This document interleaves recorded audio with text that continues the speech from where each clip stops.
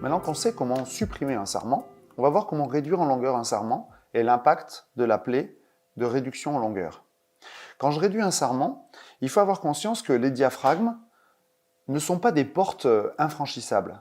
Les diaphragmes sont intéressants parce qu'ils permettent de réduire l'impact de la réduction en longueur sur le système vasculaire au printemps.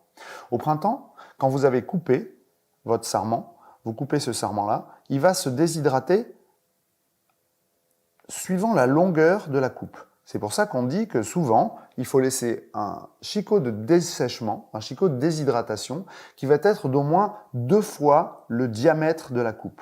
Donc ici, on a plus de 2 fois le diamètre de la coupe si on va couper au diaphragme supérieur.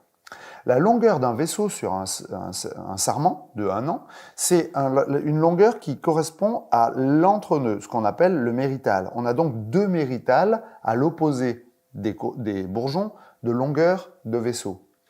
Si on décide de couper très proche, très proche, comme on l'a sur l'exemple en dessous, on s'aperçoit qu'on va avoir une longueur de déshydratation qui n'est pas suffisante. Et donc là, on n'a pas 2 fois la longueur du diamètre. Donc on doit, au minimum, couper en respectant cette règle. Couper un chicot et laisser un chicot de déshydratation, c'est laisser la possibilité pour le sarment de boucher avec des gommes et des tiles au printemps, au moment du débourrement, pour stimuler et pour conserver l'intégrité vasculaire du sarment pour un débourrement optimal des bourgeons. Donc si je coupe très proche ici, je risque d'avoir une problématique de déshydratation du système vasculaire à l'opposé du sarment. Vous voyez, quand on regarde de manière assez proche la manière dont sont constitués les diaphragmes, on voit que le diaphragme n'est fonctionnel que d'un côté. On a un diaphragme du côté du bourgeon, systématiquement, forcément, comme les bourgeons sont opposés les uns aux autres, l'étanchéité maintenue par le diaphragme ne fonctionne que du côté du bourgeon.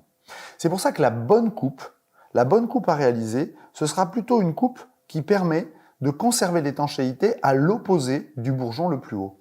On va donc décider d'aller couper juste au niveau du diaphragme de l'année précédente et donc de conserver, comme sur cette dissection sur le haut, de conserver le diaphragme du bourgeon supérieur de manière à optimiser les chances d'avoir un système vasculaire parfaitement étanche au printemps, au moment du débourrement, pour le rameau le plus éloigné. On aura donc ici un rameau qui va se développer de manière très efficace, que ce soit le premier ou le second rameau, car il sera maintenu étanche par ces phénomènes de gomme et de tille.